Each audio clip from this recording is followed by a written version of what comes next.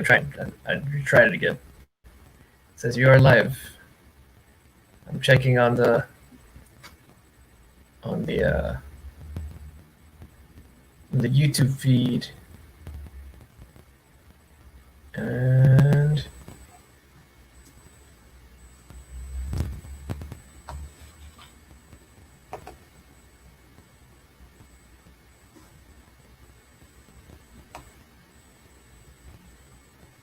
okay.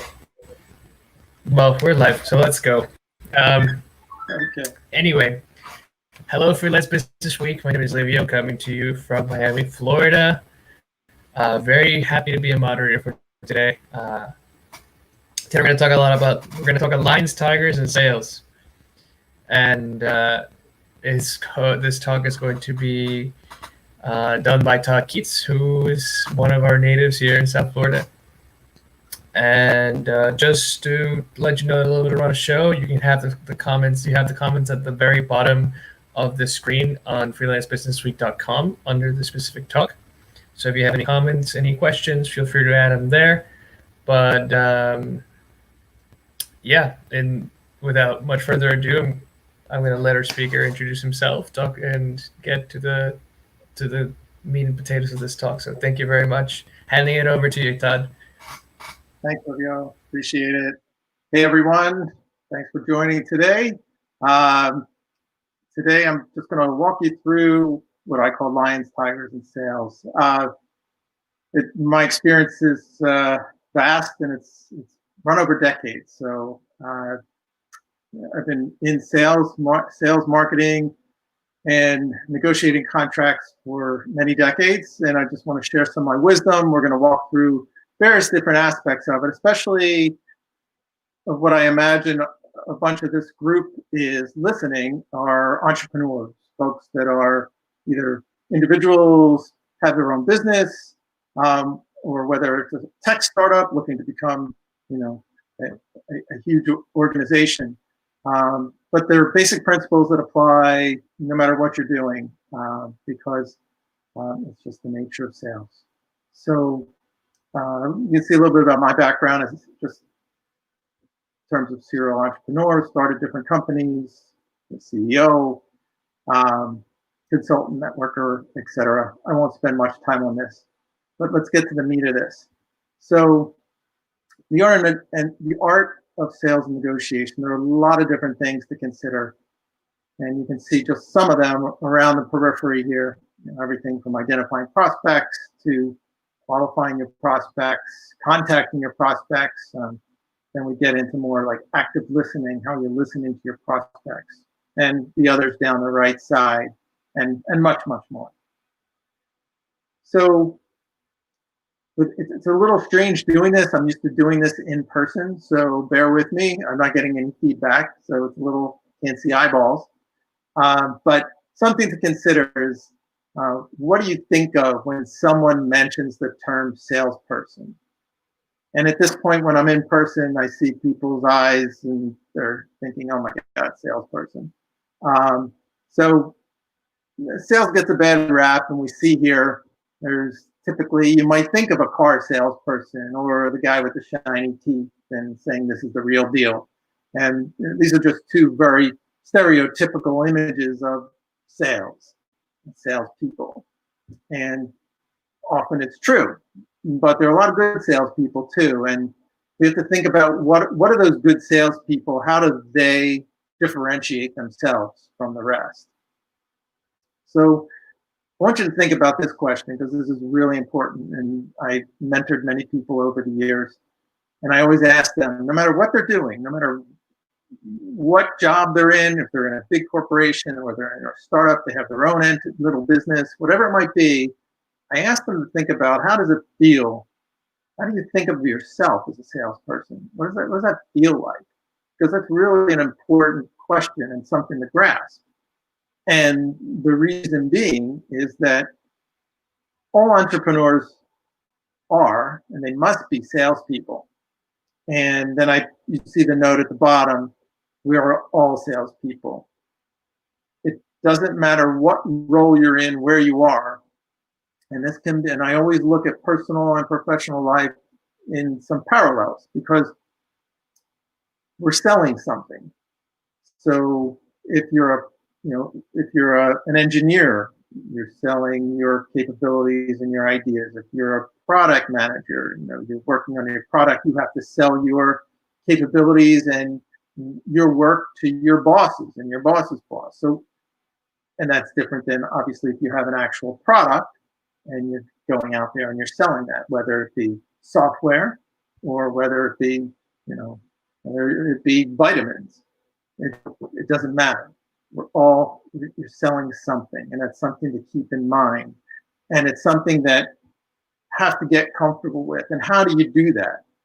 So one of the keys is really, it's about building relationships. If you think about the way that you go through selling, whatever you're doing, you probably feel more comfortable with the people that you know and those that you're building relationships with.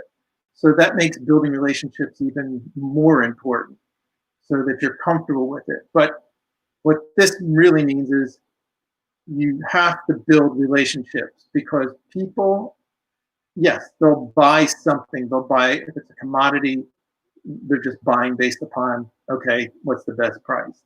But if you have a nuanced product, the product has to be good, but people like doing business with who they like. So it's really about building those relationships and building trust. Okay. So before we go any further, hey, Livia, let's see, anybody have any thoughts before we go any further? And I'll have to find the little screen. At the moment, I don't have any questions in the chat, but for anyone who's already tuned in, feel free to leave any questions in the chat. The full screen is, we've had some technical issues that we haven't really figured out. So for now, this is the best we can offer in terms of presentation. Yeah, but, I have an idea. When a question comes in, why don't you just jump in and let me know? Yeah, I can add it to the screen, but just putting myself here so that we can address the audience. But no questions so far, so feel free to keep going. Sounds good. Okay. So sales basics, and these are the don'ts. And typically I bring them up one by one because of the technical issues. They're all in front of you. So hopefully you'll stick with me on each point. So don't be unprepared when you're making a sales presentation. That's the worst. We've all been there in terms of meeting with a salesperson, dealing with somebody who is just unprepared. Whether they're not ready with pricing information or they're not ready with a presentation, they're flipping around in their paperwork, they don't know what they're doing, they can't think of something. It's really important to be prepared. And part of being prepared is also knowing and doing homework before you go in to understand who you're talking to when you make that sales presentation. So don't be unprepared.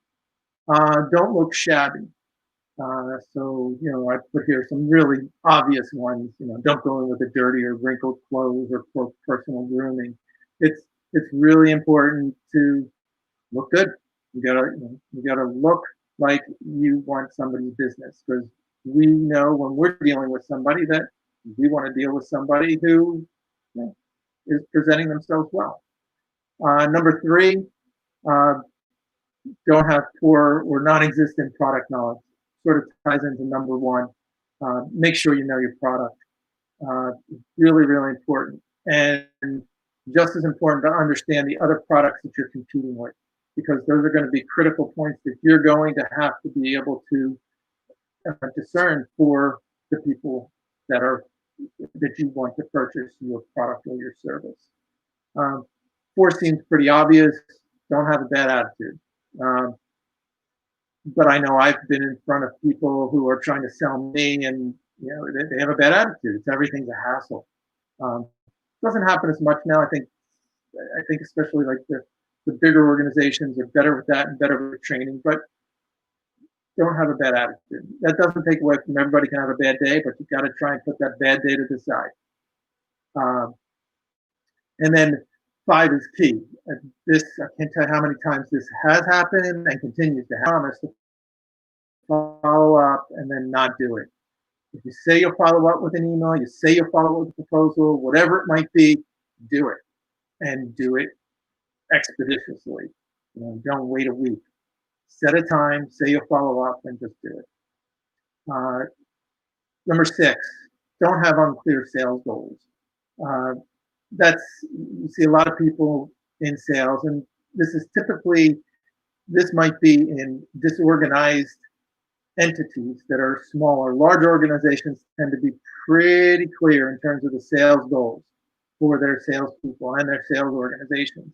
But if you're starting out as an entrepreneur, really important to have sales goals for yourself as well, because you've got to have that benchmark that you're reaching for, and then keep resetting it, constantly resetting it, but have the goals so you're looking to attain something. Because it's always nice to watch that, when you're raising money and you see that number going up. It's important in personal sales too. Don't be unfocused, or in essence, don't make sure you're present with the customer. Don't be looking around. There are people walking around. Don't be looking down. Be right there. Be focused. Eye to eye contact is so important. And you know this in personal and professional life. It's just really important. And number 8, don't interrupt. When your potential client is speaking, that is such an opportunity for you. Number 1, it's rude to interrupt, but you miss opportunities if you're interrupting when the potential client is speaking, because they're giving you information, and that information is key for you understanding what their needs are. So often, they're going to tell you what they need. If not most of the time, they're going to tell you what you need. I'm sure you're going to have to ask questions and probing questions, etc.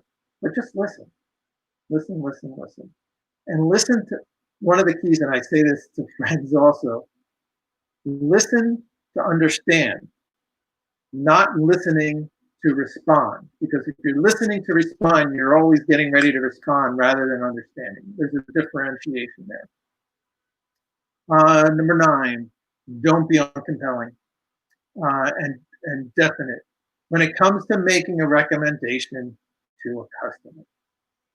You got to be confident when you're making a recommendation about a product or a service. Don't be wishy-washy about it.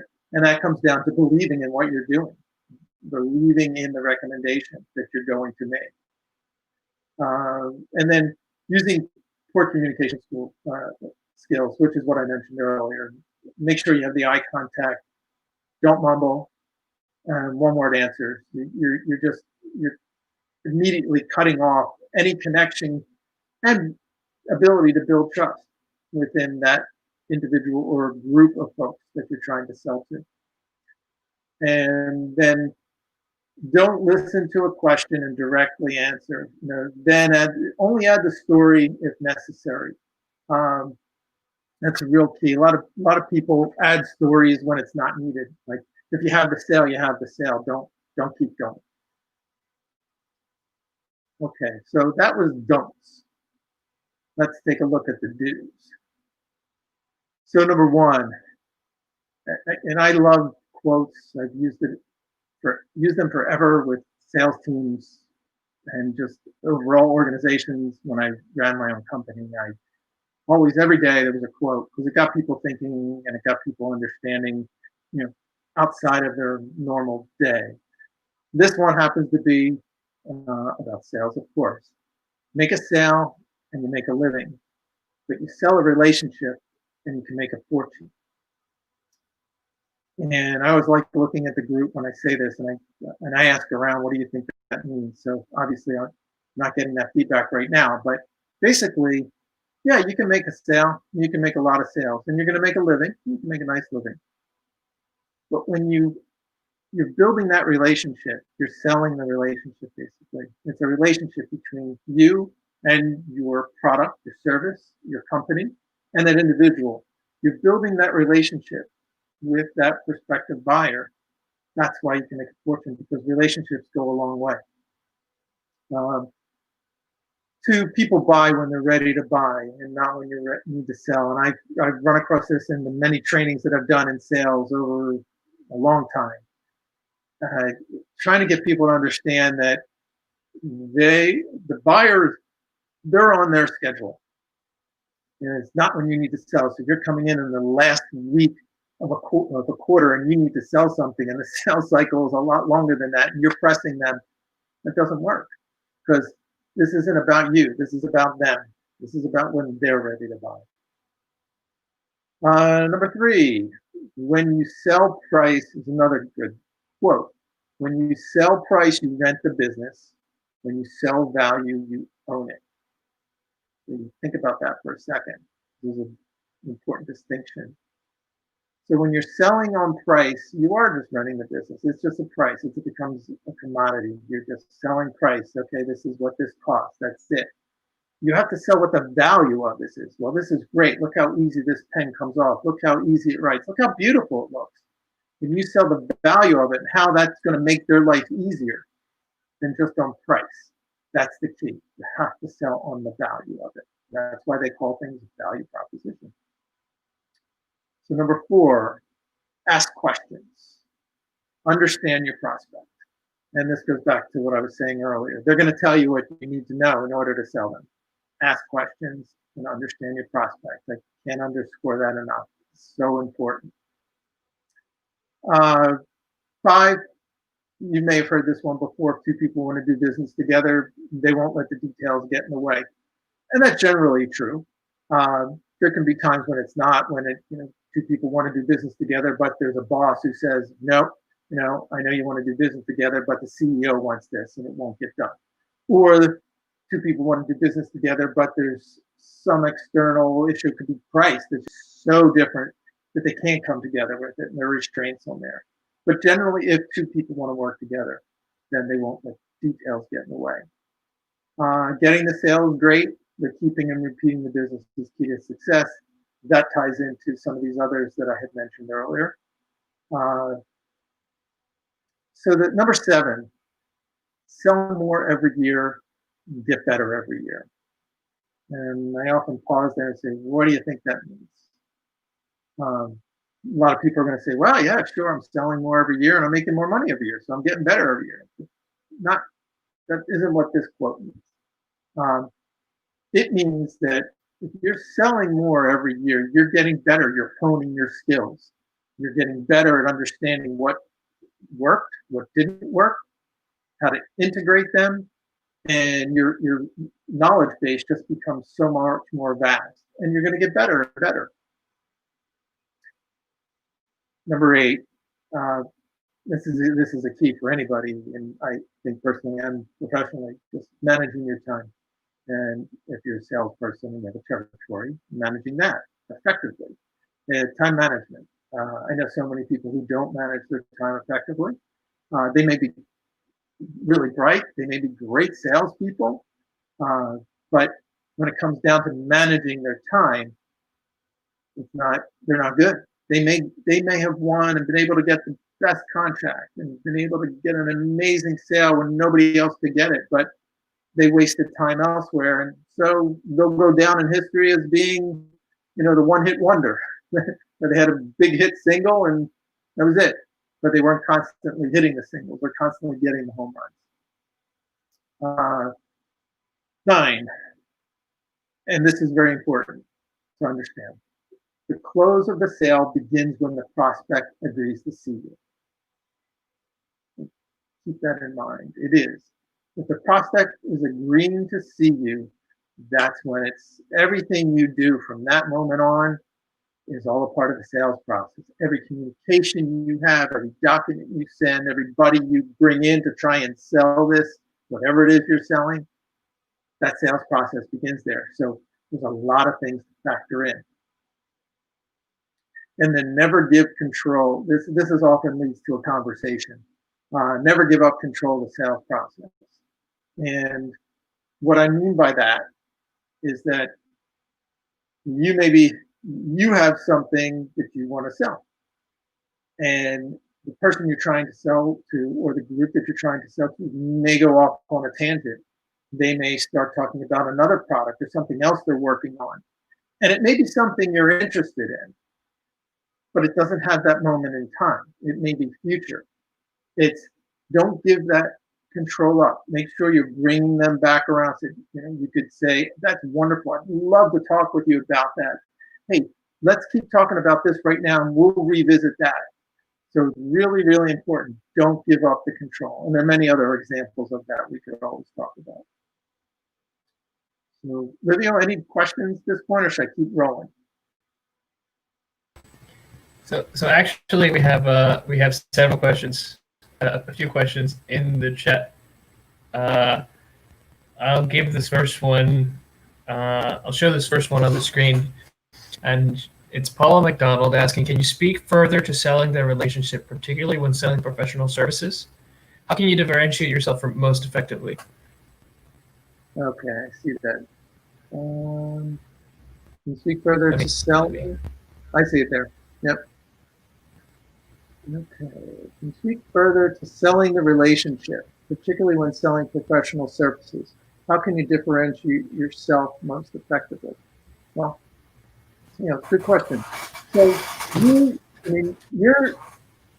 you're trying. Everything's about a relationship. So think about when you go in. Who do you want to sell to? Who do you want selling to you? What kind of individual do you want? So that's about selling the relationship. It's not so much, hey, buddy, we're here, we're doing this, we've got things in common. It's about building trust, asking questions. You want to reach common ground. There's that phrase, common ground, that's always used in sales training, and that's really important. And particularly when you're selling professional services. So can you tell me which professional service and pop that up on the screen, and then I can directly relate to that? So I don't see anything from Paula, but she can feel free to. And the stream is a little bit delayed, so okay. We can't really speak. We're not really speaking to them live. But Paula, if you can specify which professional. Oh, she said accounting. Accounting, so professional services. Okay. Yes. So in selling the relationship, so accounting is a good one because my dad's an accountant, or was an accountant until he retired. So, and he was a pretty darn successful accountant to build up a nice small boutique firm over a long, long time. And he was the master of building relationships. He was likable. And he came off as down to earth, not just a numbers guy. He focused on the accounting part, and he was great at that. But it was about, hey, how's your family doing? Learning more about that, talking about common experiences that they shared, places they traveled, where they go to eat. Just like you would in a dating situation. You're dating, you're courting when you're selling. And that's why I always say personal professionals. There's a lot of crossover between the two. So he did that for a long time and did it really well. So I think that's key, is differentiating the service of accounting from you as the individual. You don't want to be seen, in my opinion, as just an accountant. You want to be seen as a human being, not just the person who's helping with the numbers. I'm sure you want to do that great too, but you got to differentiate there. Hopefully that's helpful. It was a great example. It's easy for me to pull on that from my dad. Yeah. There's another really good question along the same vein. It's just a slightly different frame on kind of the same topic of building a relationship. But it's a question by Doug Collermeyer. I'll show it right now. Yep. And I'm sorry if I didn't say your name right, Doug, but you can let me know in the chat if I did. When you're selling yourself as an entrepreneur, what are some of the things you can offer, quote, free, between parentheses, to build that relationship? Selling yourself as an entrepreneur, what are some of the things you can offer free to build that relationship? What is that relationship? That's the question I'm wondering. Can you tell me more about that, Doug? What is that relationship? Because I've been an entrepreneur. I had a tech startup, automating the process of donating stock to nonprofits. And so I had to sell myself and my capabilities of, number one, running an organization. And I was able to hire a rock star team to do that. And that's part of, I had to sell myself as an entrepreneur to those individuals. And I don't know if this is addressing what you're looking at, but hopefully it's going to touch on it. So I had to go out and I ended up getting an incredible CMO, incredible CTO, and in part because my vision and my excitement for what I was doing and what this could mean to the greater good. Potential client, early in the sales cycle, I work in software. Okay, so you're an entrepreneur, and so it's software you're selling, and how are you selling yourself to that? Okay. Similarly, again, I keep coming back to, no matter who I ever talk to, it's all about building the relationship. You're going to build your capability. So let's assume that if they're meeting with you, on some level, they're going to believe what you can do selling software, because I can't imagine they're going to meet with everybody. So it's then about, do they trust you? Do they believe in you? Do they like you? I mean, you could have the greatest software in the world, and if they really don't like you, they're going to think twice and maybe not work with you. So just be yourself. Be down to earth, be humble, but be confident. There's a difference. When I see, and there's a big difference, because I've said that in sales training for years.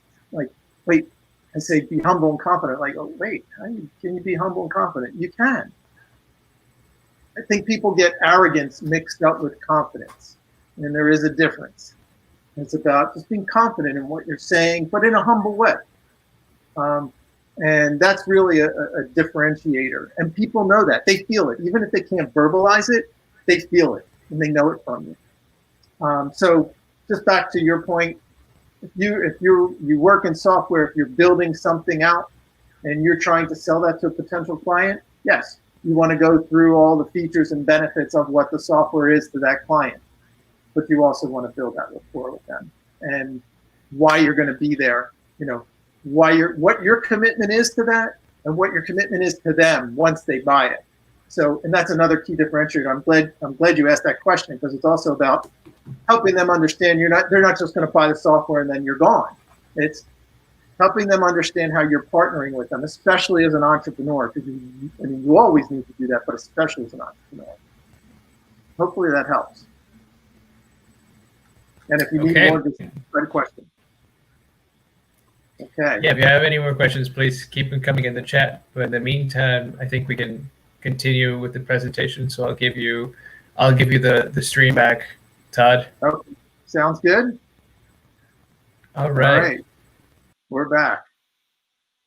All right. So let's start looking at some things. And some of these, of course, are overlapping from previously what we talked about, but that just makes it all the more easier to retain it. So essential skills, sales skills, identifying prospects. I mean, keep in mind that each of these topics that we're going through, they could be a class in and of themselves easily, because I've spent training hours in classes on just these topics.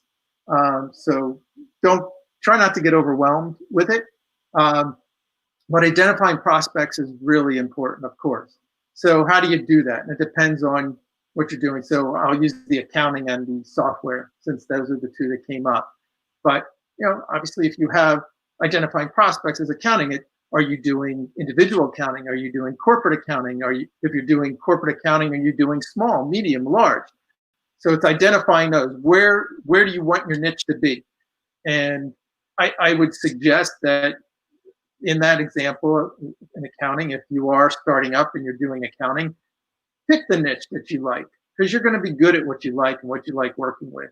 Like for me, I love working with startups. I haven't worked with haven't worked with a large client company in a long time. I like the $1 million to $25 million range of companies that I work with. I guess I've loved it. In the past 20 years, that's what I've done. There's a sporadic larger one here and there, but primarily that. So find the niche that you love and work on that. And then you can identify prospects better, because then you can even more easily rule out those that are not falling in there. It's easy to stray from that, because if there's a potential business, but try and stay focused on that. On the software side, identifying prospects. I mean, depends what the software for. Is it? Is it ed tech? Is it fintech? Whatever it might be, there's a lot of resources out there where you can try out to identify prospects, and networking. I mean, networking as well. Asking people you know and so forth, really important. Writing cold emails. So cold emails that's a big topic. It's like, what's the best way to do that? And I'm going to say something that's probably the obvious, but the subject line is key.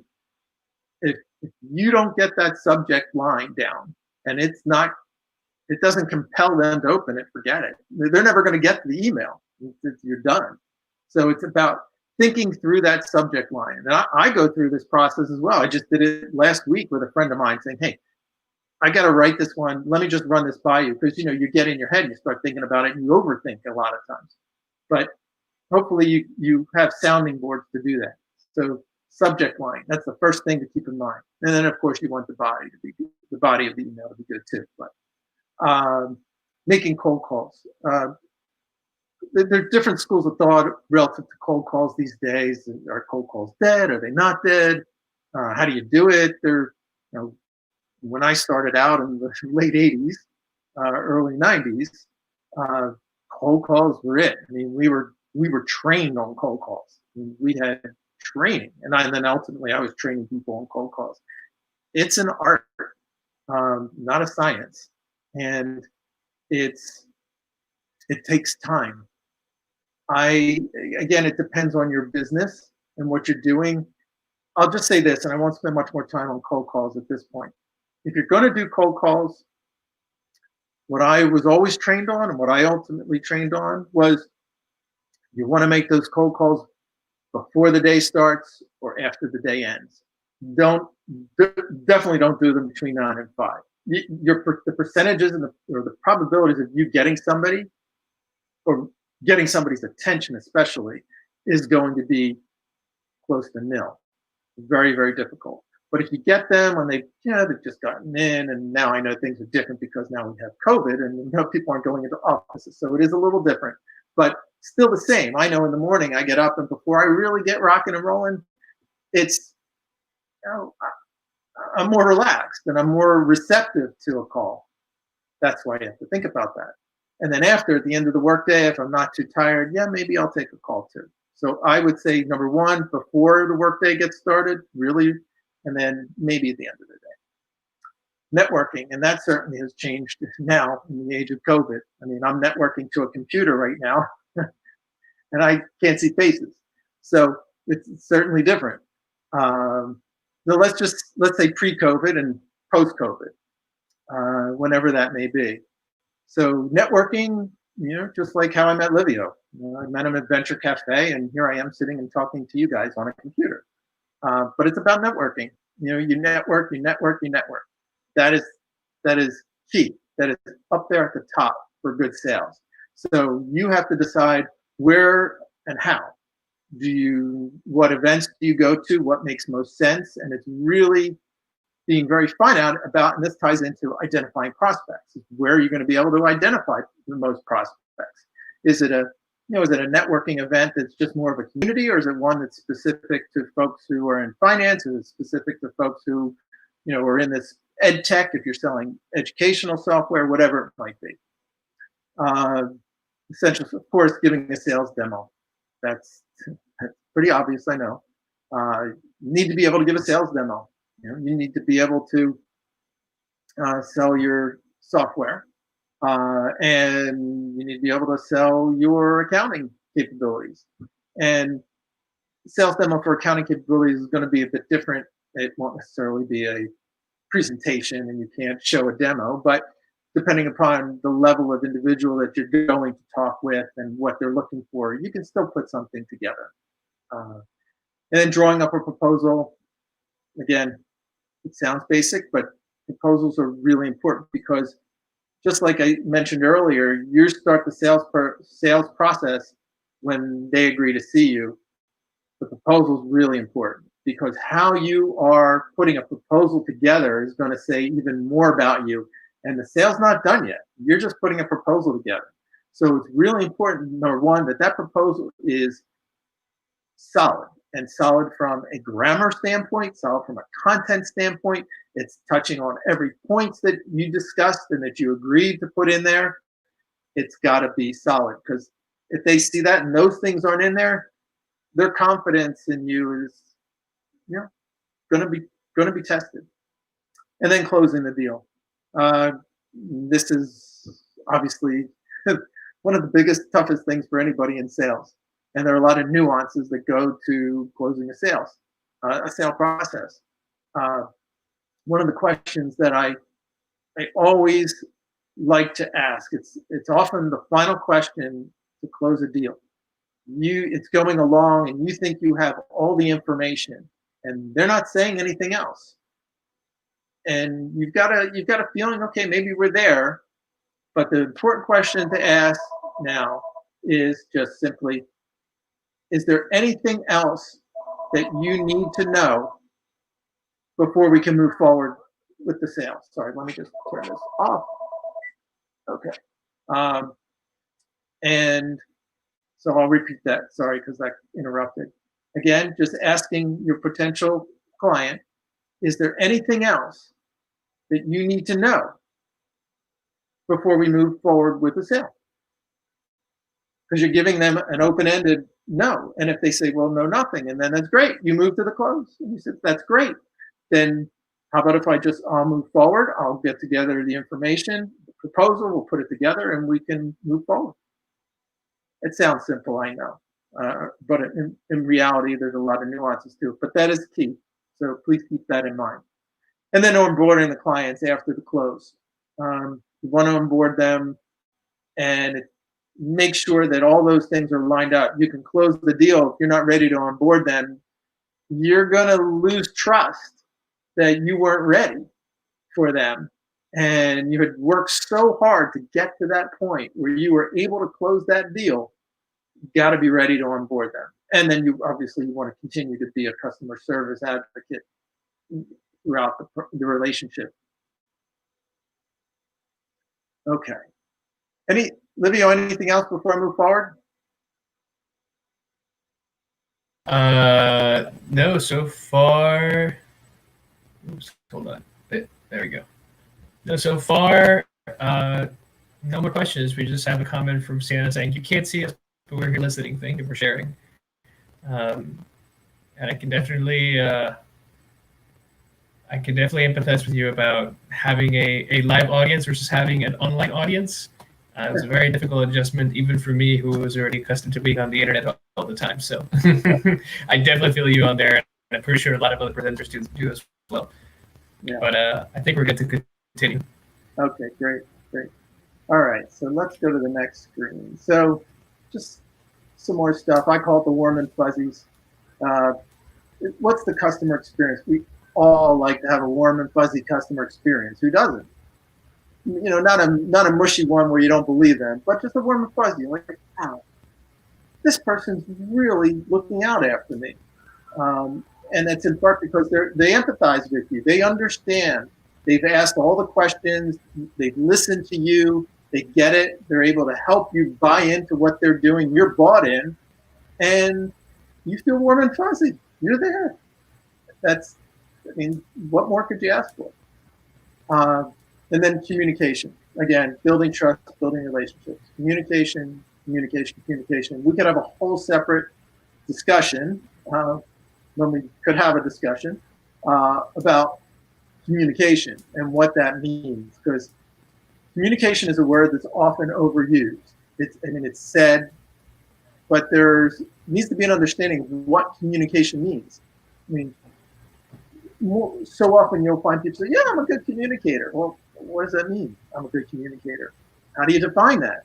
And that goes for both in business and in your personal relationships.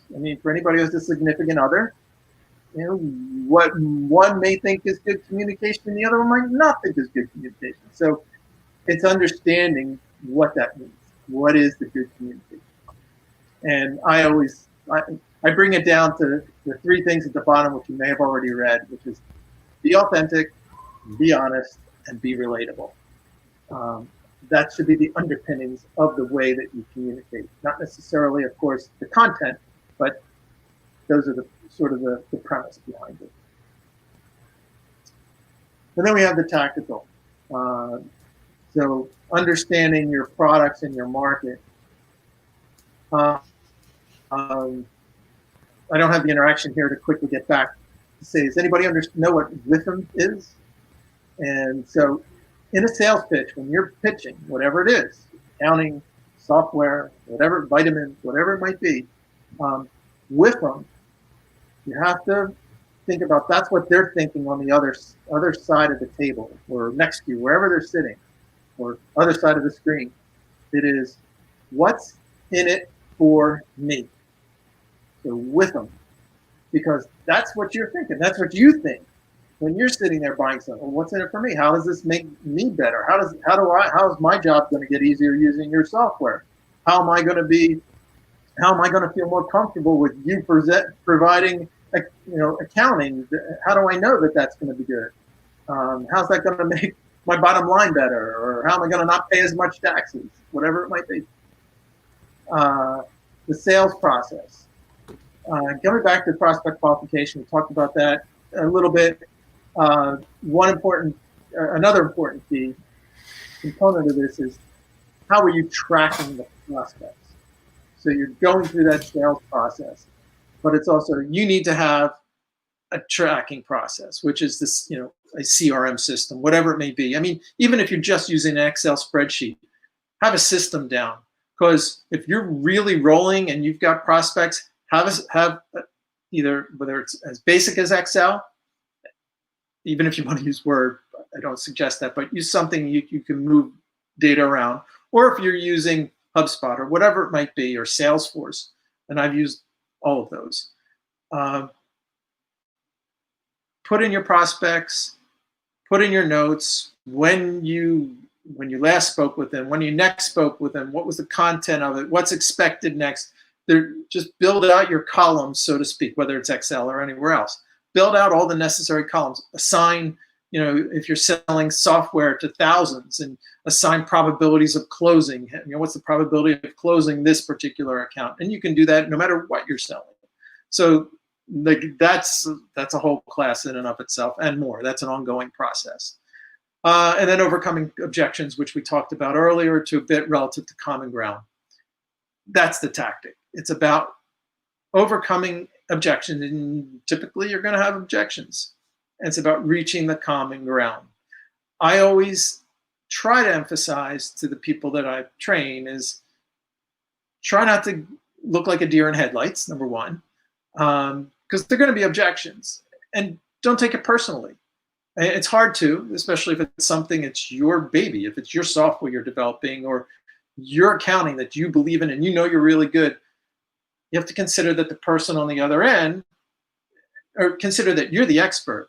Consider it's educating. It's all about educating, and that's sales. You're educating them and helping them understand, and then helping them understand how you reach together common ground is a win-win, and maybe a win-win-win depending how many stakeholders. So we're gonna move. Let me just see what time we're doing. Okay, so we have about 15 minutes left. So I just wanted to gauge that for what we got left here. Okay, so we're doing. So we do have a couple of quick questions. Sure. Okay. And one from Diane Faulkner, which I think is a very simple technical question. What should we look for in a CRM? Okay, good question. It really comes down to what you need, what your business is, how much time and effort you want to put into it. I go with what's comfortable for me. I don't need an extensive CRM. I've worked with Salesforce early on when Salesforce was really starting out. So in the 2000s, I worked with Salesforce a lot. And I know it's evolved tremendously. It's become a very, very robust, and it's great for certainly for big enterprises.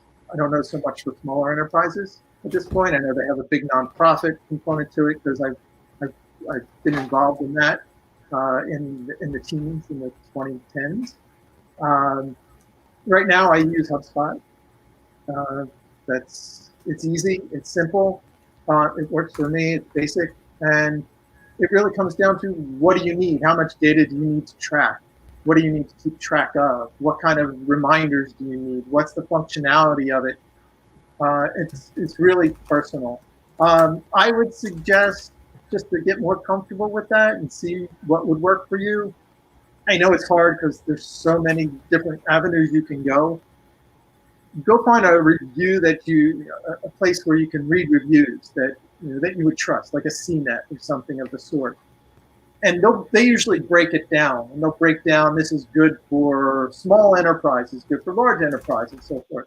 Try doing something like that and see if something resonates for you, and then maybe go check out 2 of them if you have the time, and play with it. Because often you can take a tour. Number one, tours are okay and they'll be helpful, but see if you can just go play around with something for a few hours to a day, and see how easy and intuitive it is to move about. Awesome. Yeah, just figure out what works for you. Find what works for you, and then go find a tool that does that. Sometimes just having it in Excel works, which is what works for me, but might not be the same for other people. But I do have another question, which I think is very important, especially at the time of deal making. How do you balance providing enough specifics in proposal with not giving away your ideas? I have invested a lot of time in proposals only to have the potential clients do my ideas without me. That's a great question. That's yeah. a really great question. I think we've all come up upon that for sure. Yeah. So I'm gonna say there's fortunate and unfortunate in it. There's unfortunate in part of the sales process.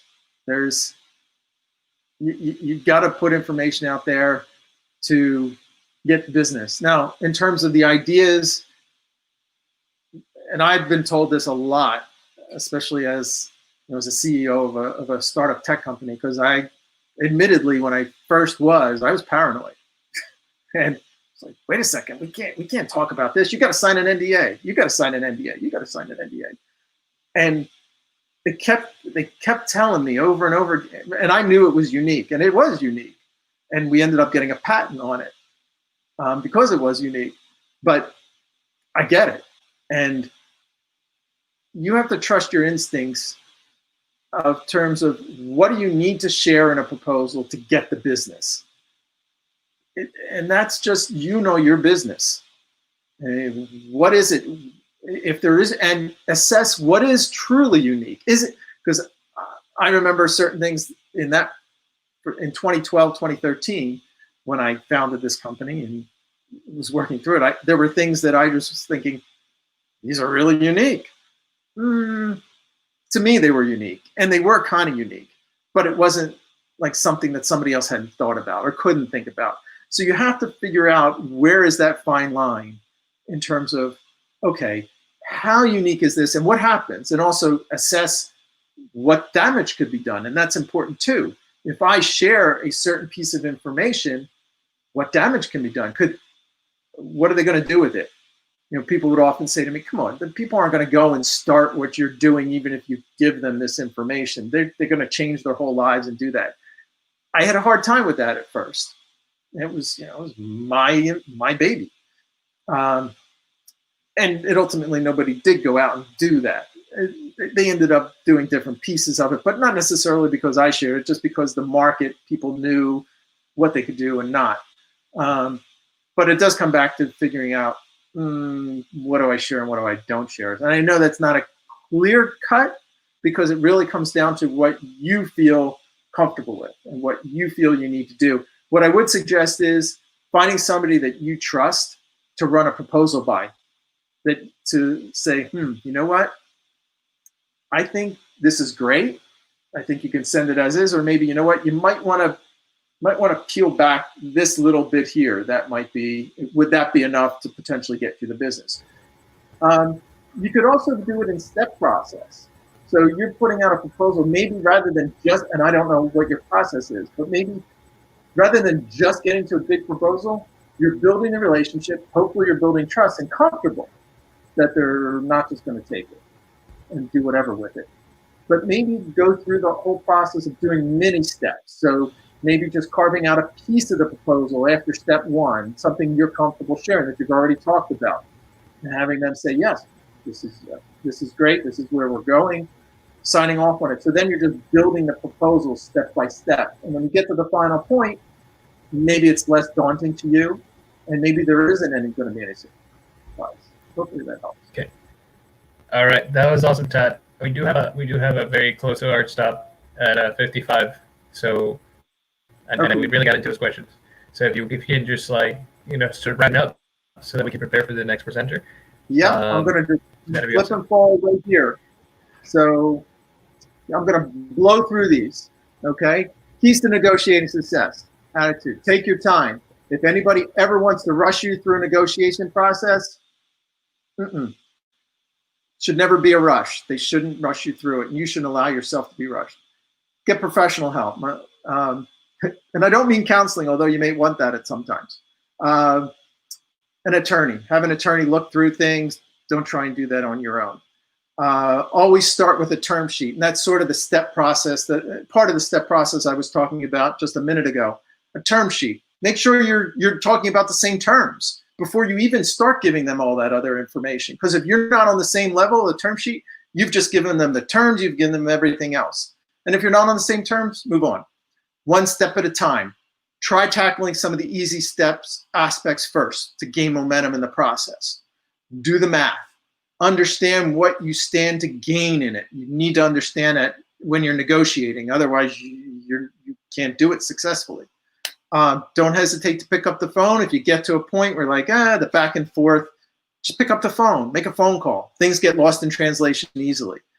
First contract is just that. It's the first contract. Don't flip out. I've been guilty of that. How could they even propose that?